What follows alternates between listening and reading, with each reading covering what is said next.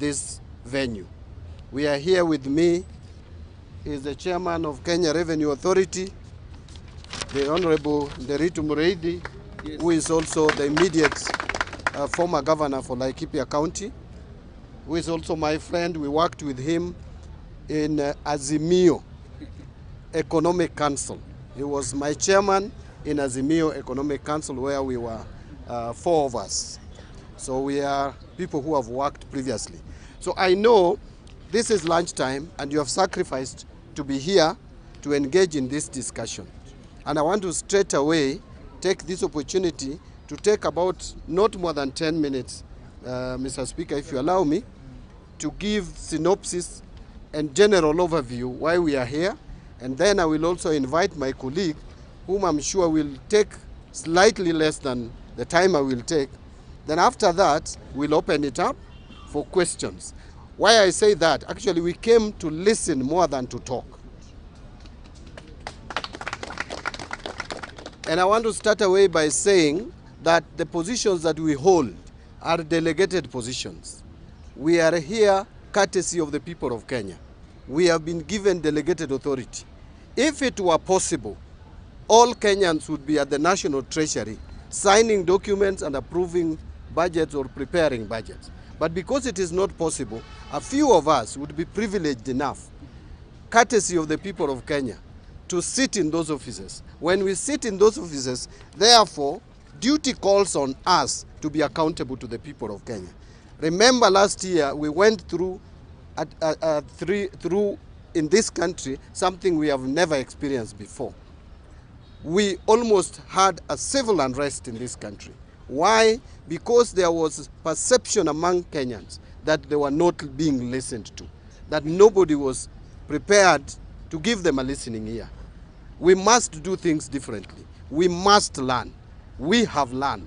I have learned as the Cabinet Secretary in charge of National Treasury. That is why I have come here to engage with you early enough when the budgeting process is still at its very early stages, so that I can also hear from you a few things. Number one is what the Kenyans consider as priority in their lives. That is very important for us to inform the budgeting process. Number two is what are some of the challenges, especially in terms of taxation and tax measures. When you talk to Kenyans now, what is in the lips of everybody is that we are being overtaxed, and that the resources that we give the government, we don't see the value, that services are not being rendered.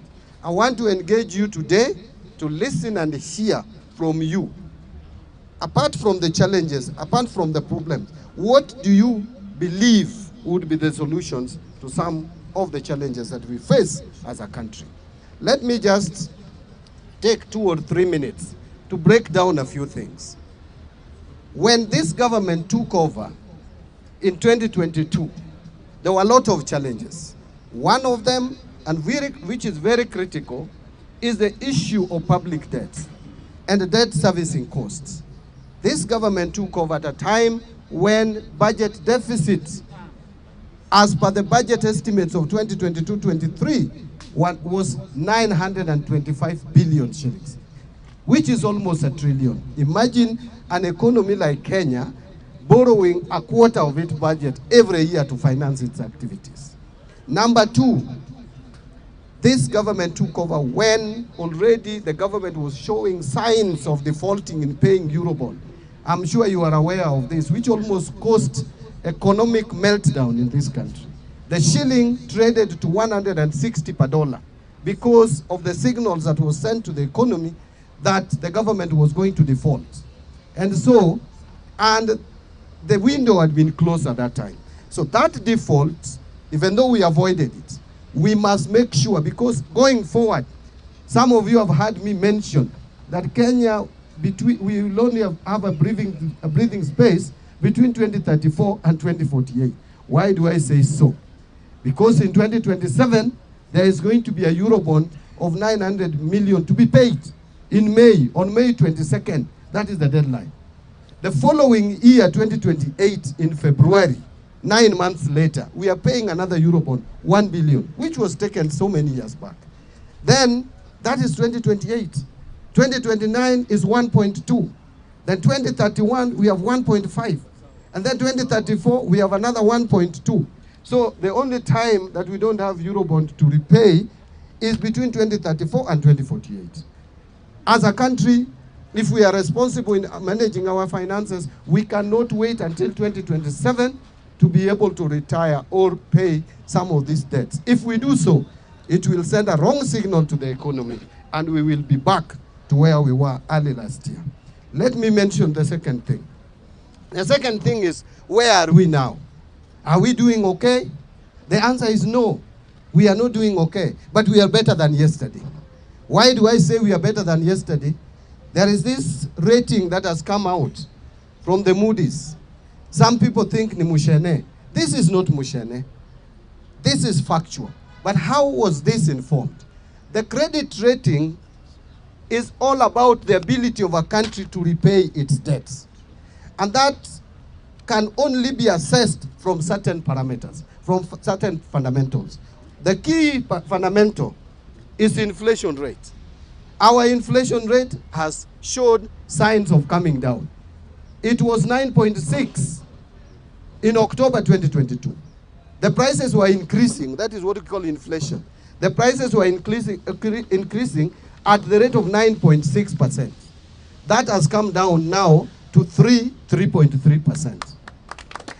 That has given a good indicator to the market. The second one, and I want to move very quickly. The second one is, how does government borrow? What is the rate of interest? Remember, just a few months ago when I took over office, we were borrowing at 15.6%. The government was borrowing through treasury bills, the 91-day treasury bill. We were paying 15.6%. Today, as we speak, that has come down to 9.5%, below 10%, single digit for the first time. That has given good indicators that we can be able to borrow money cheaply to retire expensive loans. Because what we are doing with the domestic borrowing is we are borrowing to repay what we had. So if you are borrowing cheaply to repay an expensive loan, that is the only way you can get out of debt trap. Even at home, if you want to come out of debt, ile fuliza, tuanze na Shylock, kabla tujaenda fuliza. If you have a Shylock of 30%, you go for fuliza, isn't it? Say fuliza charges you 12%. If you find a friend who can give you the same amount, and you only pay 5%, you will borrow that and pay fuliza. That is how domestic borrowing works.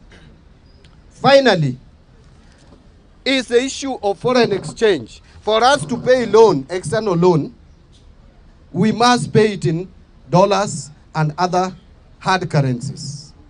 So a country must demonstrate that they have enough reserves to pay any loan should it fall due.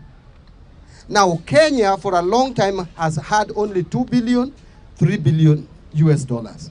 2 billion, 3 billion, which is just 1 month cover of imports. Because for us to buy imports, we must pay in hard currency. Right now, we have in the central bank reserves of 9.5 billion USD, which would cover our imports for 4 months, 4.9 months. That's almost 5 months. Now, as I conclude, someone will ask, Mbadi, you are telling us all this. The shilling is stable, yes. All these things you are telling us. Moody has rated you positive. Where is money in my pocket? I know that was going to come here, to come up here. Mr. Speaker, if I still have a few minutes, maybe 2 or 3, then I call my colleague. It is true that Kenyans are struggling. It is true that economic times are difficult. Even though this government has done something positive in the area of agriculture by encouraging production. Today, we are producing 61 million bags of maize. That is what we produced in 2023, up from 30 million bags a year before. That is double. And we are projecting maize production to be at 74 million bags. That is what would satisfy the population of this country. But even with all that, Kenyans are still feeling they don't have money in their pockets. One of the reasons, there are 3 reasons that I will talk about, and what we are intending to deal with those 3 problems. Problem number one is the simple reason that because banks have not been able to give money to the private sector cheaply, private sector has not been borrowing money from the banks to expand their businesses, to create job opportunities. So many of our youth, that is why we have now today 3.4 million Kenyans who are supposed to be working are not working. This is because businesses are not expanding. The government has been borrowing money expensively, and therefore banks also loan money to private sector even more expensively. You have started seeing banks lowering interest rates because of the deliberate efforts taken by government to reduce government borrowing and reduce interest rates so that private sector can borrow money, create job opportunities for many of you. You see, you may be earning the same salary, 100,000. But if your sister is unemployed, your brother is unemployed, they will all depend on your 100 shillings. You will not see money in your pocket. The money may not have disappeared from your pocket. It's still there. It is still the same 100. But the mouth it is feeding is a lot. Therefore, we must make sure that we create space for employment for more people so that we have more income.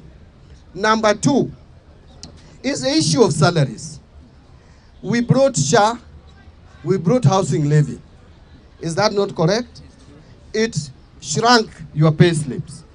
But there are efforts that we are making to make sure that you don't earn too low before the introduction of SHA and before the introduction of housing levy. Today, when I appeared before national television, I said with the amendments that we did in December, which some people were opposing, it has provided some relief, maybe not 100%, but we have moved towards reducing the burden, the tax burden on your pay slip. So when you are told that there is no effort, it is not true. How I wish some of you could just take a calculator and calculate if you are earning 100,000 shillings. Before the amendments that we brought to Parliament, that 100,000 shillings, 4.25% was going to SHA and housing levy, which is 4,250. Now, with the amendments, that amount, the whole of it is not going to government. Because even if you earned that money, 30% was going to be taxed anyway. Today we are saying, if you contribute to SHA and you contribute to housing, the 4,250, it gives you tax relief of 30%. So what you are actually effectively paying is 70% of 4,250, which is 2,975. Now before SHA, there was NHIF, and you were paying 1,700 if you are earning 100,000. So if you remove that from 2,975, you remove 1,700, you remain with 1,275. So someone who is earning 100,000, the only amount you are losing now, which you are not losing before this administration came to power, is 1,275. I am not saying that that is not money. It is. But it is not as big as some people are trying to portray. Because of the amendments we brought, we also brought amendments that if now you retire or you are laid off and you are given your gratuity, it should not be taxed.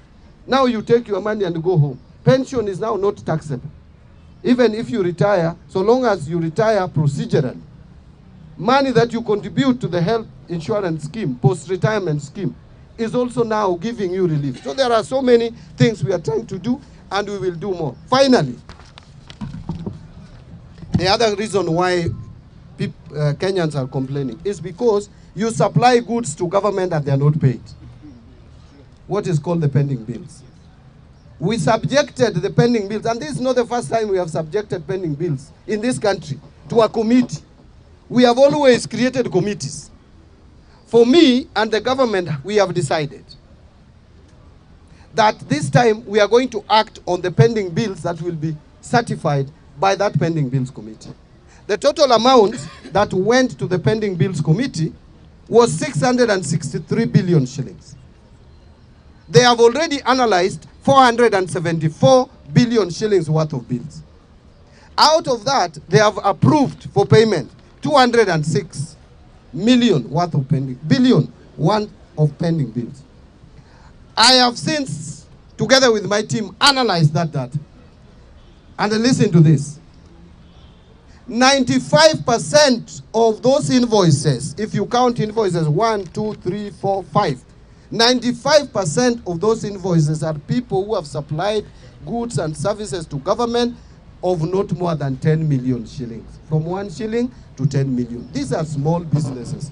These are MSMEs. Therefore, we have taken a decision as a government. The president has instructed me that we are going to make sure that we try through the supplementary budget to create space for anybody who supplied anything to government and has not been paid up to 10 million. We pay all of them. These are small people. These are small businesses. So we want to pay all the people who have supplied up to 10 million. Then now the remaining amount, we will have to plan and prepare in the next budget how to pay off the pending bills. So those are the efforts. I wanted just to assure you and assure fellow Kenyans, as I listen to you when you are making your deliberations, that we have not reached where we want to be. But we are making deliberate efforts. Tunajaribu sana. Tumeweka mikakati, ninajaribu. And I'm being transparent and open. Long gone are days when cabinet secretary would only be for finance, would only be seen with the briefcase going to parliament to read budget speech. We must engage more. Please give me and open the door for me to engage with you. I may not be perfect, but I will be listening. Give me ideas that you think can help this economy move forward. It is a collective responsibility. I cannot do it alone. I earn, yes, 1 million, but I work for people who, some of them earn nothing. And I want to listen to those people who earn nothing. Let me tell you, this country has challenges. Recently, I was in Tana River. And in Tana River, I saw something I never believed, even though I also come from a marginalized area. Remember, since independence to date, the children of Oromo, or Orma, Pokomo, crossing the river to school, have been eaten by crocodiles for all these years just because Kenya government could not commit 100 million shillings to put up a bridge. Yet, we steal monies every day in government offices, worth billions of shillings. It is unfair, it is unjust. We must look for ways of making sure that the whole of this country, whatever little resources we have, it is spread equally in the country to attend to our needs. All of us pay taxes, whether you are a Pokomo, whether you are a Bukusu, or whether you are a Kikuyu or a Luo. All of us pay taxes. We deserve to get services. And that is why I'm here. And this assembly has people from all ethnic communities. Let us speak openly. Let us respect each other. I respect any opinion, however you put it. Just tell me what you think. Even if you think Mbadi ninafanya kazi bure sana, National Treasury, tell me so that I may consider whether to resign or to continue with my work. Otherwise, let me take this opportunity and invite Governor Muredi to come and give us. He is going to focus a little bit on revenue collection. Yes. Yeah, I want him to be more strategic and focus there. Then now we open it up to you to give your views. Then we will again respond. I can't just disappear without responding. Sawa sawa. Asante. Asante sana. Asante sana waziri. Asante sana waziri.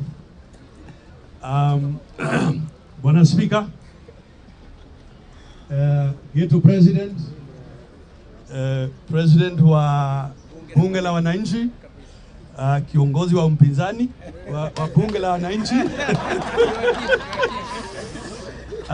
Jina langu ni Nderito Mureithi. Bwana Speaker, vile Cabinet Secretary wangu amesema tayari,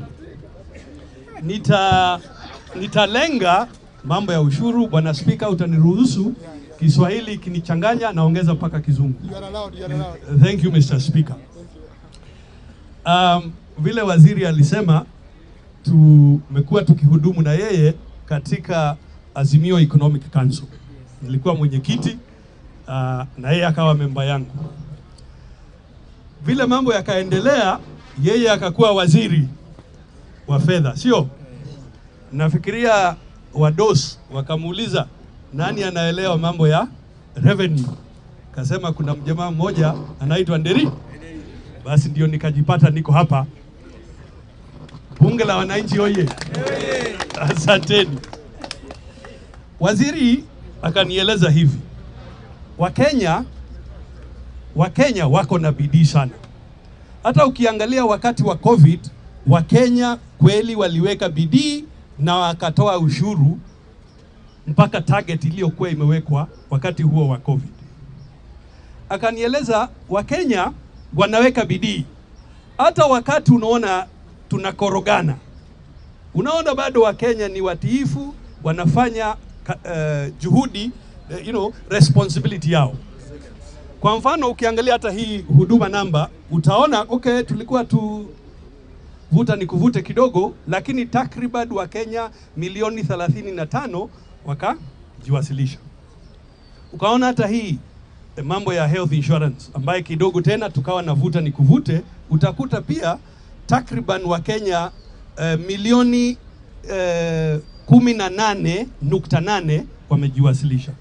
Kwa hivyo waziri akanieleza, nataka uone kwamba Wakenya, niseme kwa kimombo kidogo, Kenyans, the vast majority of Kenyans pay tax or comply voluntarily. Sio lazima ati hata uwakumbushe, they do it voluntarily. Mujipigie makofi wa Kenya wenzangu. That is the vast majority of Kenyans. Kunao wachache ambao pengine inafaa uwakumbushe. Particularly if you make it easier for them to pay. Na kuna idadi ndogo zaidi, maybe 1% or less, ambao wanasema tuwatafute. So kwa hivyo waziri akaniambia, huwezi kuwa na strategy moja kwa hawa Wakenya wote. Wakenya wengi wanataka kulipa ushuru, taking their responsibility seriously. Kwa hivyo juhudi ya shirika la KRA is to make it easy, to simplify taxation, make it easy for the citizen to pay. Mnakubaliana na sisi tufanye hivyo? La pili, na kwa sababu tumekuwa na waziri bunge kuanzia bunge la 10 nafikiria, from about 10th parliament. Now, yes, the thing is this, Kenyans, bunge la wananchi, I tell you, the most honorable thing is when a country is able to finance itself. That is the most honorable thing. Self-reliance is a true, I would say, measure of patriotism. Na waziri wangu tayari amesema, kwa hivyo sina haja ati nirudie. But when he asked me, nenda kazi, it is that sisi wa Kenya, we value kuweza kujitegemea kama wa Kenya, kuendesha maendeleo yetu. Sio lazima ati kila wakati waziri au rais ama wakuu wengine wa serikali lazima watembee duniani kutafuta kuomba. Sio? So the value of a self-funding nation as our source of pride as Kenyans. So waziri na wakuu wengine mpaka rais mwenyewe wakanieleza hivi. Ukiangalia vile waziri amesema, wale wako na payslip, tuseme wakiwa wengi sana ni takriban milioni 3. Kwa hivyo waziri akanieleza, jameni, lazima tuwe na mpangilio mwafaka wa kuhakikisha kwamba Wakenya wengi iwezekanavyo wanashiriki kufanya nini? Kulipa ushuru. Hiyo ndio tunasema kwa kimombo expansion of tax base. Sasa swali ni, njia ni ipi? Which is the way of expanding the tax base? Now, zamani ukifikiria kizamani kulikuwa kwamba formal and informal sector. Lakini in today's economy, we must move beyond the idea of formal or informal. What we should look at is Kenyans in the way they are doing their businesses and make it easy for all of them kushiriki katika ujenzi wa taifa. Kwa hivyo, shirika letu la KRA mambo mawili. Mwanzo, umesikia tayari that we are moving from a revenue, an authority to a service organization. Kwa sababu tunataka wewe kama customer wetu, we must be focused on your needs and how to make it easier for you to undertake your responsibility of building Kenya. That is why tunalenga kutumia teknolojia. That the way to make it easy for you, sio kwamba ukuje upige mstari. La, ni kwamba wakati wowote ukiwa na juhudi fulani unahitaji kutekeleza, you can use technology and that should be sufficient without requiring you to do manual systems kama zamani. Kwa hivyo yale ndiyo tunalenga. Nimalize nikisema hivi. Obviously, tukiwa Wakenya wengi ambaye tunashiriki, ile Mkenya mmoja anaulizwa alipe, si itafanya nini? Itapungua. Bunge la wananchi oye. Bunge mashinani. Nguvu mashinani. Bunge la wananchi. Nguvu mashinani. Nauliza hivi, ikiwa sisi zote wa Kenya tunashiriki, si ile rate tunalipishwa mmoja wetu itapungua? Si itapungua? Bas, na hiyo ndio utaratibu tungependa tuendelee nayo. Mimi tutakuwa hapa na waziri, tuwasikize, mtuongeze mawaidha, mtuulize maswali. Waziri vile amesema, hata kama pengine mnaona kuna mahali kashida, mnasema. Wajua rais wa zamani alikuwa anasema hivyo, mnasema. Kwa hivyo basi, tuzungumze kwa pamoja. Asanteni sana. Shukran, Bwana Speaker. Thank you very much. I think so far so good. We are in the right trajectory in discussing the issues of today and especially the finance bill. Now we will open the floor for questions. I will commence by inviting the Secretary General of Bunge la Mwananchi and the custodian, Isa Bakari, to pose your questions.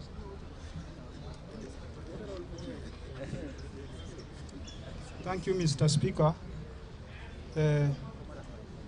Mimi ningependa kuuliza Bwana Waziri, as far as public participation is concerned, tungependa kujua ni mikakati gani ambapo mumeweka so that the common mwananchi hapa chini yeye pia anaweza kuwa na usemi na decision making ambao mnafanya pale juu. Thank you very much, Secretary General. Now may I get one from the opposition leader, Bunge la Mwananchi National. Bunge power. I am the remaining Wamalo Kijana and the representative of Raila in Bunge because he's the face of opposition. Tangu Gaucha ingie kwa serikali, siku hizi anavaa soft leather, Oxford. Waziri, umesema hapa kuhusu things like austerity measures, kupunguza expenditure ya serikali ndo at least watu wapate nafuu. But juzi in the media we saw that your office had allocated some hundreds of millions for members of the cabinet to be flying around. And it was actually a scandal in the papers that you and the other expert, Opio and I, are the flying experts. So that's a question number one. Question number two, Mr. Speaker, I am really concerned about the well-being of our pay slips as the working class. Because the rumor has it that the NSSF will go up and the VAT and so forth. So we will need you to address how are you going to stop or reduce the raid on our pay slips. Thank you very much. I'm the opposition leader, Joachim. Thank you very much, Joachim. Third question will come from CPA Kiberenge.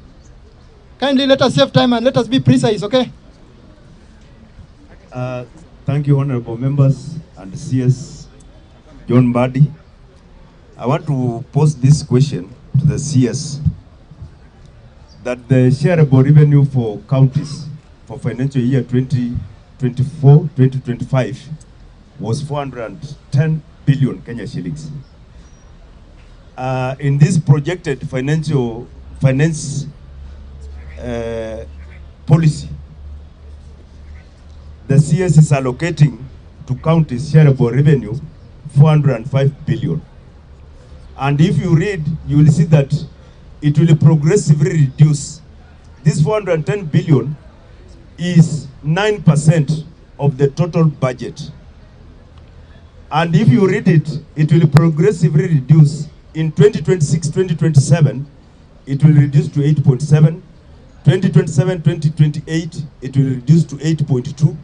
So, CPA John Mbadi, Bwana CS, don't you think you will go down in our history as the CS who came to kill devolution by reducing resources to devolution? Thank you. Thank you very much, CPA Kiberenge. Is Mike around? Mike, voice of trained members of Bunge la Wananchi, chairperson. Mike? Just be there. Just be there. Okay. Let us save time, kindly. Okay, asante sana Bunge la Wananchi na ofisi ya Ministry of Finance wana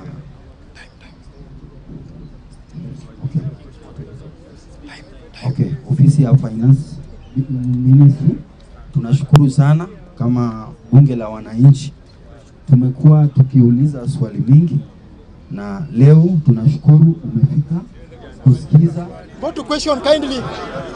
Okay, nilikuwa nauliza kuna wakati watu walikuwa naambiwa wa form groups alafu waungane wapate certificates za groups. Wakishapata certificates alafu kuna pesa yenye watakuwa napewa wanaanzisha nayo biashara.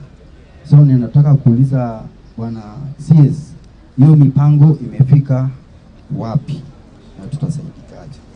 Chairperson, Bunge la Wananchi electoral body, Makolonde. Kindly order members, there is a protocol here. Bunge la Wananchi, kwa majina ni Makolonde, member and former official wa Bunge. All protocol observed. I'll go direct to the question. I'm also a policy and governance researcher. So I took time and I interacted with the plan. And I saw a similarity between it and FDR's the New Deal. And if you look at FDR New Deal, you realize that there are 3 R's. But unfortunately in Kenya, we are only pursuing the 2 R's. The first R was recovery of the economy. And as the CS has rightly said, if you look at the microeconomics, they are improving and the economy is improving. The second R was reforming the financial sector. And I'm glad the chair of KRA is here. And you can confirm that they are trying to expand the tax base and reform the financial sector so that we don't go back to where we are. Now the problem is the third R, relief for the unemployed and the poor. You find that when it comes to that, for 2 years down the line, there's nothing that is really being done to reduce or mitigate the kind of lives that the poor are living.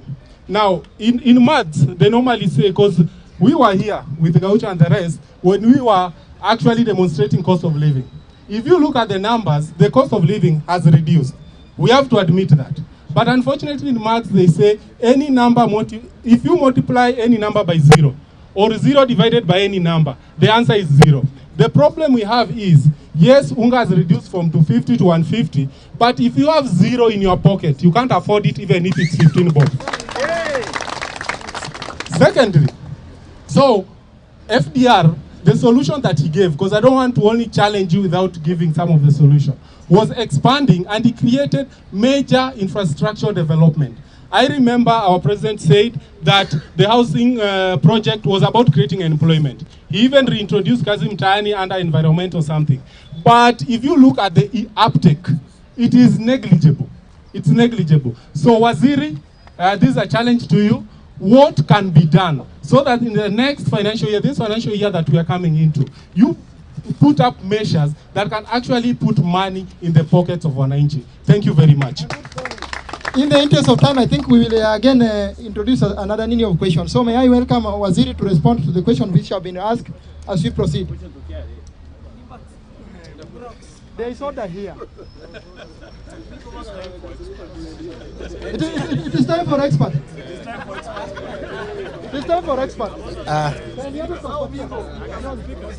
Umingo Magara nimesikia amekasirika.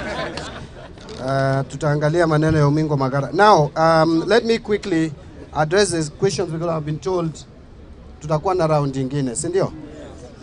Sasa Bakari SG ameuliza, what plans do we have in place to do public participation?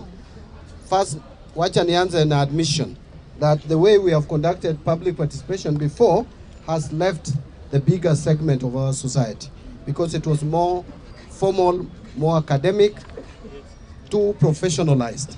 Yet tuko na watu wengi hapo chini ambao wako na maoni tofauti tofauti, lakini kupata nafasi ya kuengage na sisi imekuwa shida. Kwa hivyo, in this coming budget, we will try as much as possible to make sure that we engage you in a more informal manner, like we have just started here at the Jivanji Garden, so that we don't speak only to some elites somewhere. We put meeting at KICC and only elites come to give their views. We must devolve this public participation and we must also engage at informal levels. Now, opposition leader has asked me that there were austerity measures that we are putting in place and then they have seen choppers. To be honest, we have not adjusted any money for public transport or upwards, nothing. The issue that I saw in the media was that there was an advertisement for chopper services. You can advertise for any service in government. That does not mean you are taking that service. Because for any government service, it must be competitively tendered for. Now, on the issue of choppers, let me be candid. You know, there are also some politics that we play at our own levels. Don't think everybody loves Mbadi. Not everybody loves me. And that is the nature of politics. I have used chopper before on three occasions to government functions. Number one, I have just talked to you about going to Tana River. I left Nairobi after meeting at the State House to go to Tana River and back. I don't know whether I would have made it using my car. I wouldn't have. So I had to go to Tana River and really see for myself. As I said, long gone are days when Cabinet Secretary in charge of National Treasury would be on 14th floor from January 1st to December 31st without engaging with Mwananchi.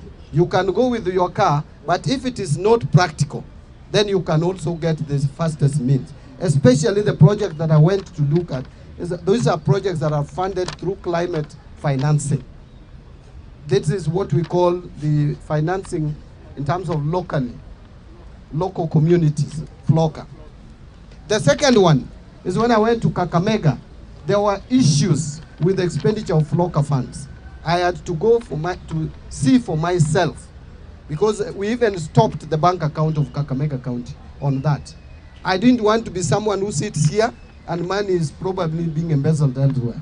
I had to go and witness myself.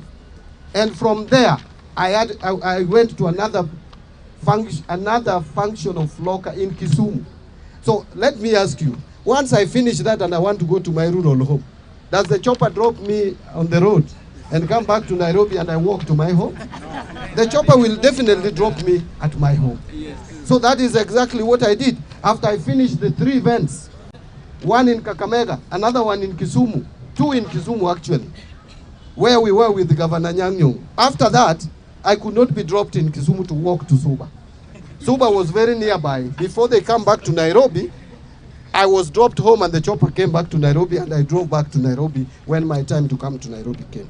The last one was the issue of tree planting and also to go and launch electricity projects together with Wandai. I think, I don't know what this person who brought this, the problem he had with electricity in Sumba. Sumba people have not had electricity for years, for decades. If they get electricity and we go there for official government function, I don't know how that is affecting someone. So really, we are trying not to be wasteful. We are trying to be very prudent. There is even no money to waste.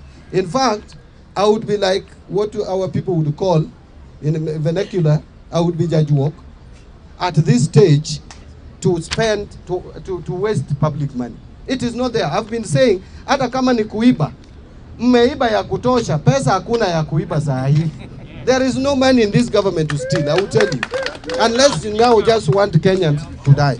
Now, I think I spent so much time on that. Let me move to NSSF going up. Yes, a law was passed so many years back on NSSF to increase it to a percentage of salary, 6%. That law, it's only that it is being implemented today.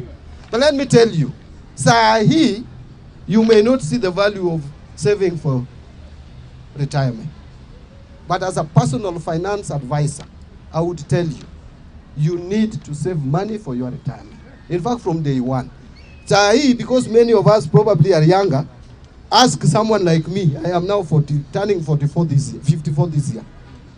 If I was working in a formal employment where my retirement is 60, I have no more than 6 years. But mine is even worse because I don't know about tomorrow. I can be rendered jobless anytime. Therefore, now I've started feeling the need to have pension in my pocket. That is why one of the reasons I also brought that amendment so that I protect also myself when I retire. That when I get my pension, I take the whole of it without surrendering anything to the government. But VAT, take it from me, we are not increasing VAT at all. Actually, the finance bill of this year may not have any tax adjustment upwards in terms of rates, which are, we cannot overtax Kenyans anymore. We have reached a limit where we are saying no more space for taxation, especially on employment income. You will not see any more taxes on employment income under my watch as a CS. CPA Kiberenge, shareable revenue, I hear you very well. Actually, it was 418 billion for 2024-25. You are saying it has come down to 2025-26 to 405 billion. That is true. Do you know why? I'll explain. 2023-24, the government budgeted to transfer money to the counties. But by the end of the year, we had not given counties 31 billion shillings, 30.8.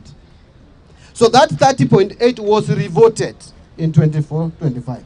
So the shareable revenue was 387 for 24-25, 387.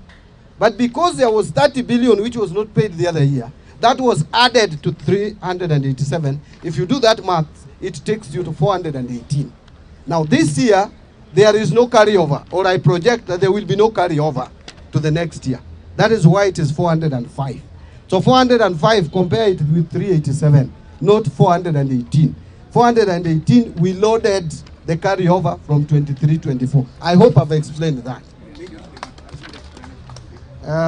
So I am not killing devolution. I'm a student of devolution. Remember, I am chaired Orange Democratic Movement Party for over 10 years. Party that believes in devolution from morning to evening. I would be the last person to go to Treasury and fight devolution.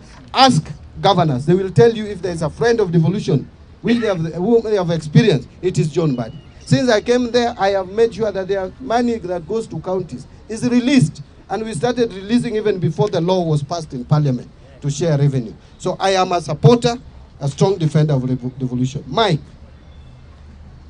I will take up this and discuss with the CS in charge of MSMEs, because his proposals on what to fund come from line ministries. So money that is meant for giving to groups should come through that ministry.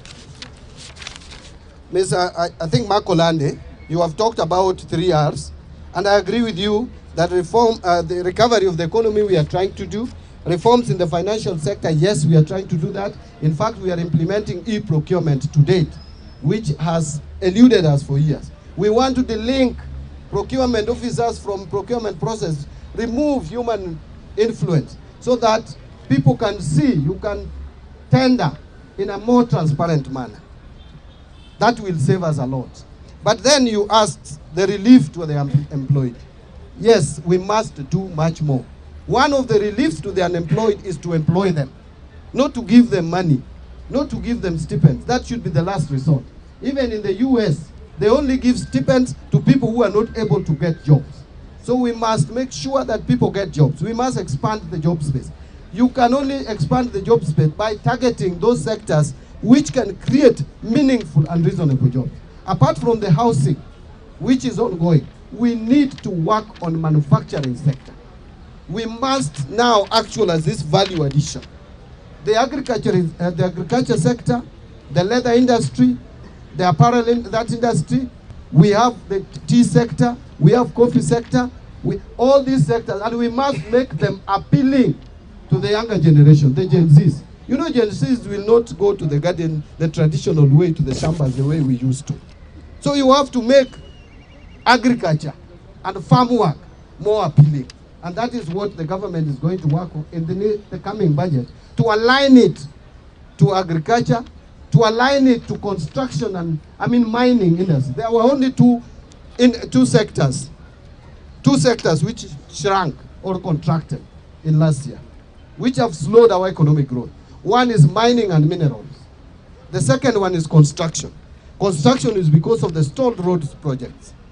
And also because the private sector is not able to get money from the banks, and therefore we have slowdown in construction of houses from the private sector. From the public sector, yes, we have seen a surge. Now we must give money to mining ministry, which is under Joho, and we must give money also to the contractors, the road contractors, and we must lower interest rates so that private sector can borrow money and get back to work. I think I have only one more to address. You wanted to know about tax evasion. Tax? Because we might not get the mic to talk. Tax evasions, we understand there are families that have evaded tax since Kenya was created. We want to know what you're doing about it. Without targeting specific families, because that will really political. Yes, that will be political. I don't want to get there, but I will tell you Kenyans, a lot of Kenyans, and very rich ones, are evading taxes. Yes. You know, and the doctors will forgive me. Let me tell you, even some of the doctors who treat us, they look at your mouth like this, whether your teeth is well arranged, and you pay thousands. Do you know personal income tax coming from such people is the lowest? Arrest them. Is the lowest. But again, it is shouting arrest. But if you mechanize, if you militarize tax collection, you will not realize your objective. So what we are saying is the starting point is to have a system. And the chairman is here. They are developing a system how to see. In fact, I've been saying we will be seeing you wherever you are. We see you, then we call you for a conversation. Yeah. We have already seen you. You are not paying some taxes. Can you tell us the plan how you have with us to pay it? But I would agree with you. There is a lot of tax evasion in this country, and people who should be paying taxes. It may be some families, some other families, and other families, and other families. And if we are honest with ourselves, some of us come from families where they own rental houses. Rental income is the most abused. Only 17% of what we should collect, we are collecting. So some of you, including myself, who have rental income, please do soul searching. Do soul searching. After hizo mabati houses, you have do soul searching. Are you paying us? Are you paying us the tax? You know how much should be taxed, isn't it? Two quick ones. If you have zero money in your pocket, then you can't buy. I think I was just responding to. It's the same thing that I responded to. And it was asking what to do to put money.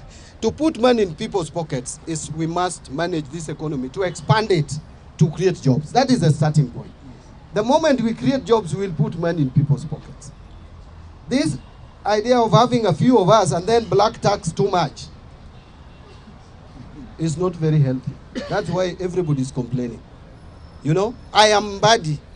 If I personally, I can feel the pressure, and I'm earning about $1 million, and I feel the pressure. That is before tax. Usiseme, usifikiri hiyo ninabeba. Si baby, hata mimi I'm crying over housing levy, but my cry is lesser compared to you, because you a shilling for you is of more value than a shilling to me. Do you understand me?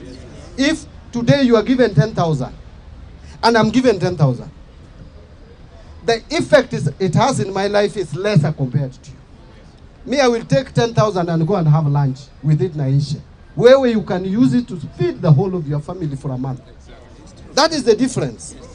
So we must appreciate that there is diversity in our nation, and we have this conversation like the one we are starting. How do we support people practically who are down here? So thank you very much for that. I think now, yes, please. Don't Yes. go away. Stand there. Yes. So when you soul search, there is tax amnesty. Tafadhali, take advantage of it. Between now and the end of June, if you fell behind, when you soul search, please come. There is tax amnesty for all amounts up to December 31st, 2013. Yani ukianza 2013 ukiangalia nyuma, kama ulichelewa, wewe kuja hapana, ogopa. Tayari waziri na bunge na rais wakapitisha sheria so that we give you amnesty on penalty and interest. Sasa jameni. So soul search, and please come. Don't wait for June. Come this February. Thank you. Thank you, Governor. Now, I know I'm very much aware that each and everyone would admire to talk. But in the interest of time, I'll only give 4 people to pose their question. We will still be talking here. That is the order from the ministry, okay? Not my name. Point of order. Mr. Speaker, I have a point of order. Okay. Hii bunge hakuna wamama hawaongei. Akina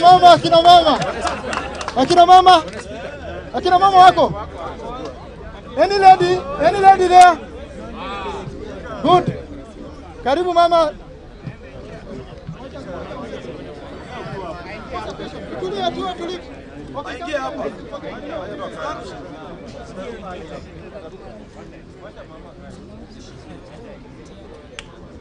Speaker. Hello. Hello. Wamama hoe. Kuna wale wengine pale nyuma, naomba wakaribie hapa. Ongea tu na sauti. Hello. Niko na chair wangu, ndio maana nataka kuja hapa. Niko na chair bana. Uliza swali. Uliza swali yako. Mimi naweza uliza hivi. Tulikuwa tunaambiwa wakati tunapiga kura, kwa nini ya kura, tulikuwa tunaambiwa tutasaidiwa mambo na biashara nini, sijawahi ona. Sasa hiyo tutasaidiwa aje kama wamama? Yeah. Waziri anasema mambo ya MSME watasaidika namna gani pale machinani? Hiyo ndio sisi yangu anauliza. Please, order tafadhali.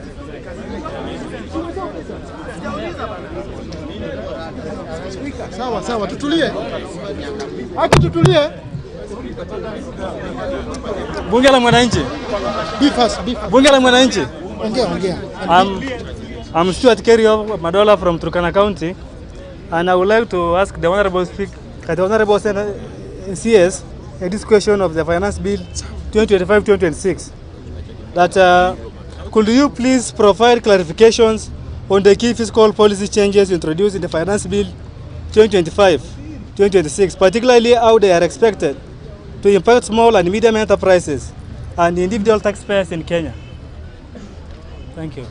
Thank you very much. Another question, Kimanzi. Post very fast, in the interest of time. I'm coming to you, Ambugu and Nzenganga. My name is Kimanzi. Congratulations, Mr. Waziri na Chairman KRA. Question moja. We have seen that the macroeconomics have improved. The indicators are there. I am asking, what is the Treasury doing to make sure that the micro and micro realities, connect? Because people don't have money in their pockets. Money is not in circulation. And until someone feels that they have the purchasing power, Bwana Waziri, they will not feel like the economy is working for them. So, for the grassroots, or those we call home economy, household economy, how are you going to make sure that the structural barriers are removed so that the money is in circulation, so that everybody can feel like they can eat what they want, when they want, and with whom they want? Thank you, Mr. Speaker. Achola, what is your question? Very fast. Kidogo, I'll give you time, sir. Achola, in the interest of time. Asante sana. Very fast. Swali yangu ni kuhusu waste management. Waste management imekuwa kazi sana kwa sisi watu wa chini sana. Kwa mfano waziri amesema mambo ya kusaidia vijana waingie kwa agriculture. Kuna wale kwa waste management. Waziri, kuna regulation imewekwa na NEMA. Wanalipisha 80,000 na from 40,000. Na sasa sisi wenye tulikuwa kwa hiyo biashara tumeshindwa kulipa hizo licenses. Inabidi tuondoke. Ndio wale watu wako kama Mr. Green is a big player kwa hiyo industry na yeye analipa 100,000. Na unapata sasa yeye kama anaweza lipa 100,000 anaenda mpaka pale mashinani kwa zile kazi kidogo tulikuwa tunafanya, hata kwa kanisa anachukua waste. Zile si tulikuwa tunachukua. Sasa tunapata zile kazi hatuwezi pata, tunajificha na we would like to participate in financial inclusion. So hiyo legality tafadhali. Ganga in 30 seconds tafadhali. Swali. Mimi swali yangu ni moja. Inaitwa Salim Ganga. Ile swali yangu ni moja. Kwa wale ambao wanafanya kazi, wanakatwa mambo ya SHA na SHIP na wanakatwa housing.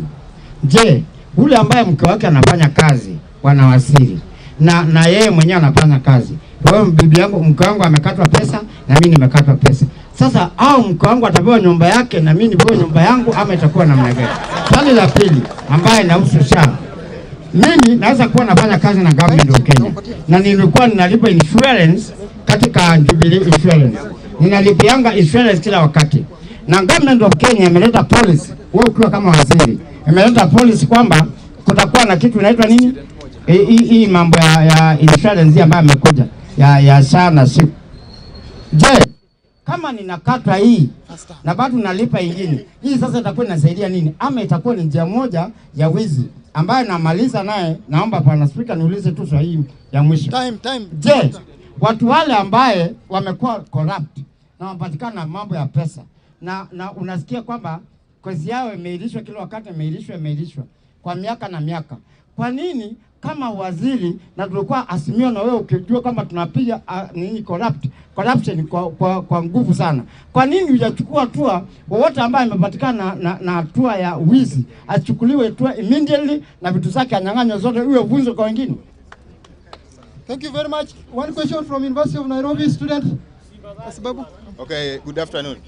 I'm Joel Alo from the University of Nairobi. I'm a student leader. I got a question. There have been discrepancies on the disbursement of the new funding model. Okay, there have been discrepancies on the disbursement of the new funding model. Because there was the new funding model came in place to replace the old funding model. And you find today the students, we marched to the anniversary towers to question on the disbursement of the funds. We find that only a quarter of the students have received the funds. So we wanted to know, tell Waziri to explain us on how the disbursement is being done. Thank you very much. Former President, retired but not tired. Thank you, Bwana Waziri. My name is John Makababu. I only have one question. One, Bwana Waziri, yesterday we were watching Citizen Live and the Minister of Environment, who is Mr. Ndwale, was asked Mr.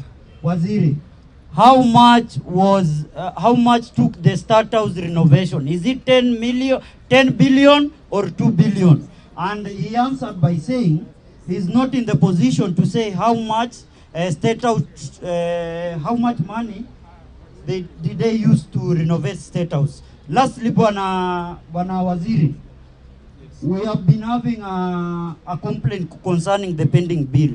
And some of our members, Bwana Waziri, one of them being Mansuk has a pending bill, and he always complain that whenever they go there, ni lazima simu iteremke Bwana Waziri. So leo tunakuomba Bwana Waziri, now that tuko na one of our member ambaye ni contractor wetu, simu iteremke alipo ile pending bill yake Bwana Mansuk. Asante Waziri. Thank you. Unasemaje? Asante sana Bwana Waziri. Kwa majina mimi naitwa Willis Mboga. Sorry. Kwa majina mimi naitwa Willis Mboga, Chairman People's Assembly and incoming MP for Machoge Church constituency. Question. Kama chairman nilikuwa nimefungiwa kidogo, lakini wacha niongee. Number 1, Bwana Waziri, iko kitu inatuumiza kama wa Kenya. Eurobond. Eurobond is a big issue in this country. As much as the government is saying going to pay the Eurobond, what we want, number 1, tuko na kesi mahakamani. Statement ya Eurobond haionekani. Hii Eurobond, who is this pocketing the Kenyan money? Tunataka kujua Bwana Waziri, hii Eurobond iweke kwa mitandao na tuelewe kabisa. Haya, swali la pili kwa KRA chairman. Last year part 1 tulikuwa na issue ya employment hapo KRA. Ukienda huko iko hapo KRA iko issues na mambo na employment. Number 2, the issue of business intelligence katika KRA wanatuangusha. Wanatuangusha kwa sababu iko watu hii Kenya hawalipi ushuru. Bwana chairman, nataka uchukue fursa ukikaa kwa board, uulize director wa intelligence atuambie what is he doing or she doing to ensure there is no tax evasion in this country, because all of us must pay tax as per the laws of this land. Thank you, Waziri, now you can respond. We'll come to you. We'll come to you, sir. Thank you, Mr. Speaker. Bunge la Wananchi oye! Bunge la Wananchi oye! Haya, very quickly, maswali ambaye yanahusiana na KRA.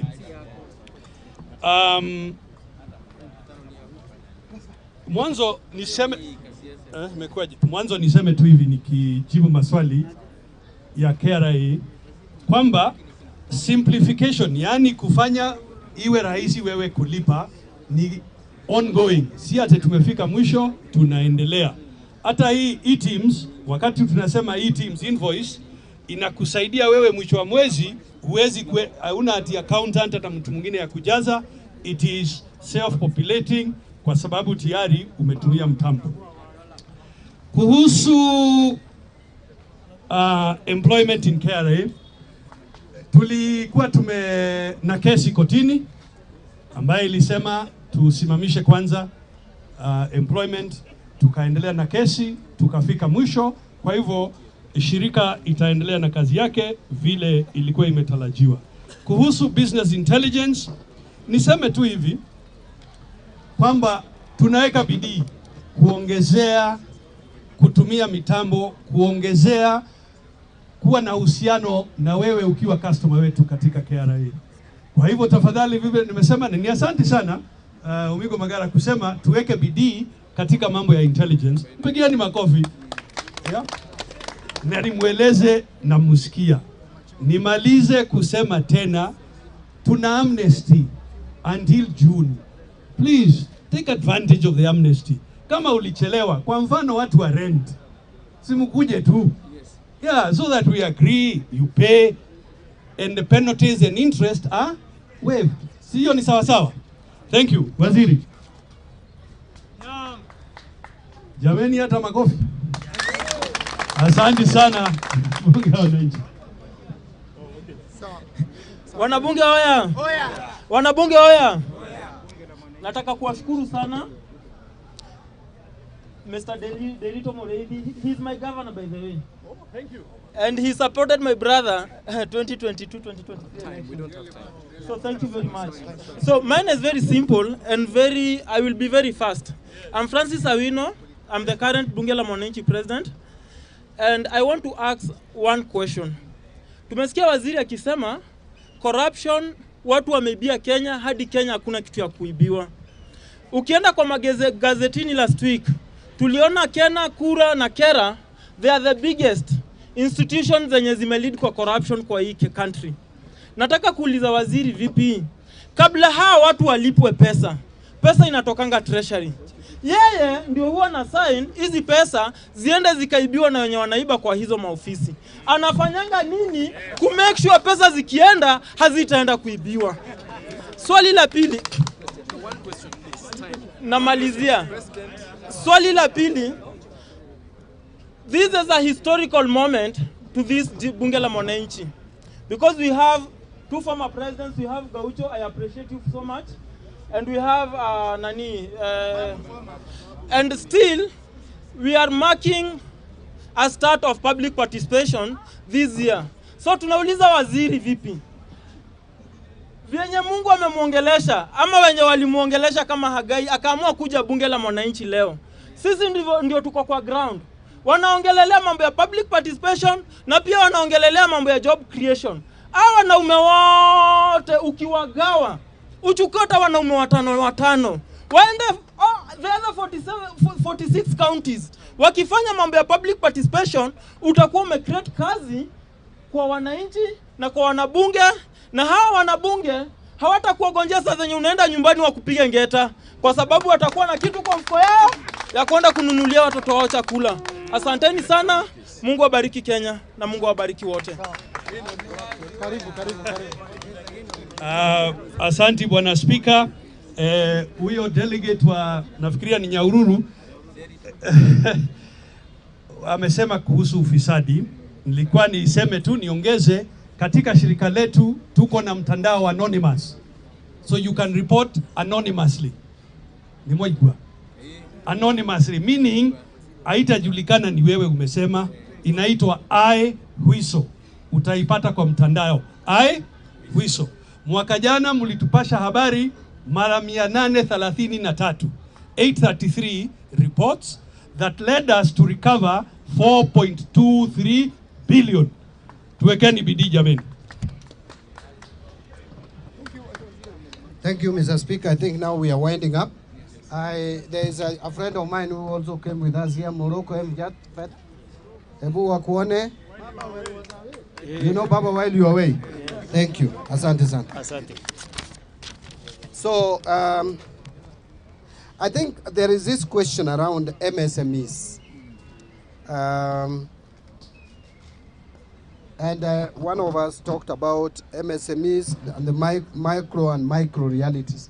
It is true what we have been talking about is a disconnect between macro figures and micro, what really is in your pocket. And I think this is a topic I have talked about a lot, but I will not tire from repeating that there are a number of reasons why we have these challenges. I have just told you that we are going to make sure that we pay all the pending bills to the MSMEs. That is one way of giving them capacity to move on. Because they are small businesses, if they are not paid, if they are owed money, they are small businesses, they are small businesses. Niongee Kiswahili? Nasema hizi ni biashara ndogo ndogo. Wasipolipwa deni zao wanakuwa na shida. Kwa hivyo sisi kama serikali tutaangalia vile tunaweza lipa pesa ya MSMEs.